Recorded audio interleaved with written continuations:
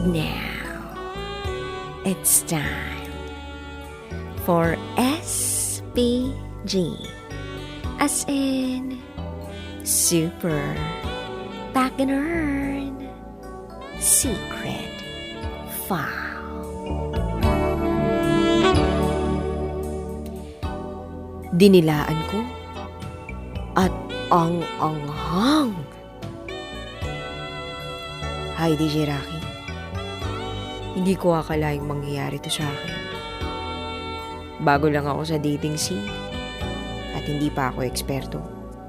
Kumbaga, beginner lang ako.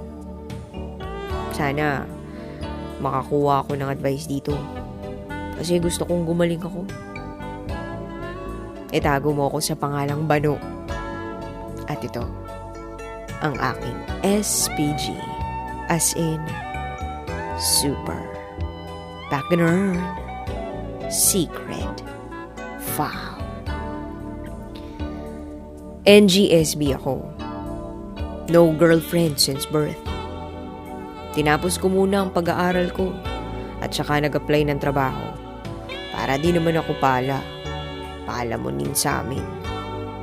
At sabi ko sa sarili ko, hindi ako mag-girlfriend hanggat wala akong sasakyan.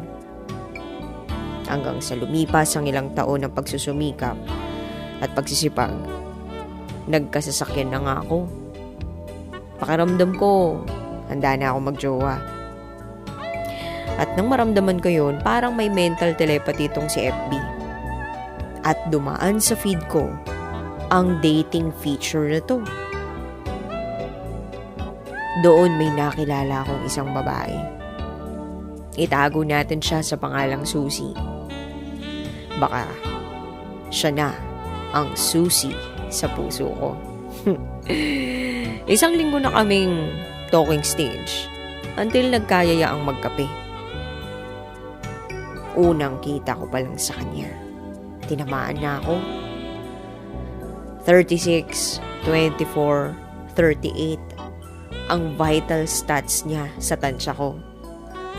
Chinita, cute, maputi, at mukhang malinis. Hindi naman din siya lugi sa akin. Ang dami namang nagsasabi, cute naman ako. Sa pagkakape namin, everything went smoothly. It was past 11 p.m. na magkayayaan kaming umuwi.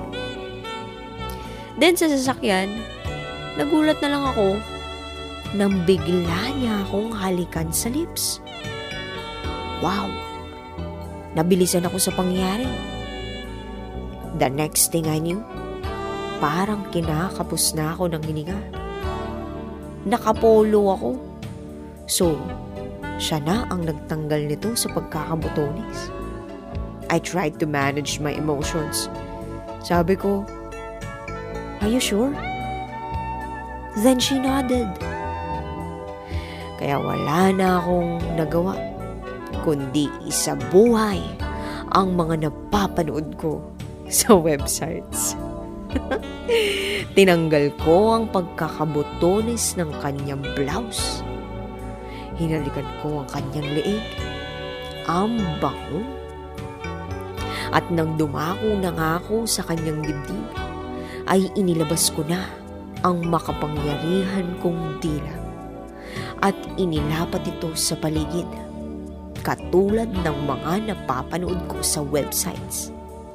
Yes, dinilaan ko at natigilan ako nang malasahan kong ang anghang, ang lamig, ang anghang.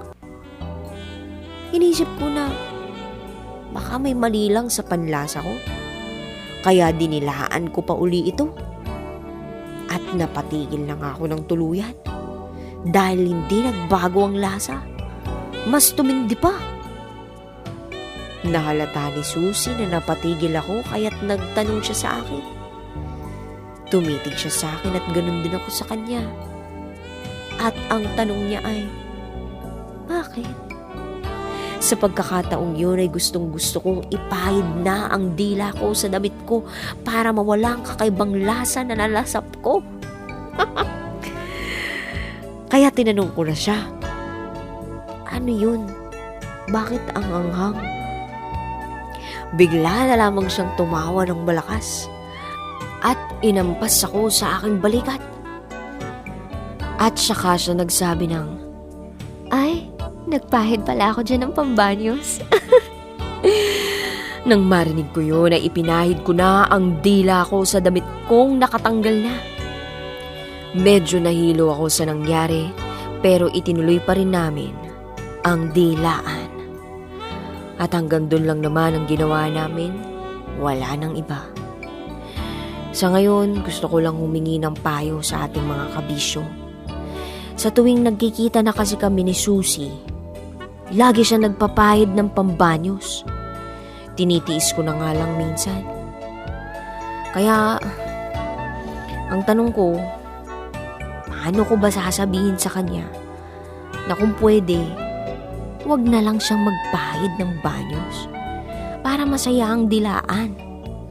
Paano ko ba ito sasabihin nang hindi siya ma-offend? Bigyan niyo naman ako ng payo dyan, oh. Salamat in advance. Hanggang dito na lang po, DJ Rocky. Muli, ako si Bano at ito ang aking SPG as in Super Back Nerd Secret 5.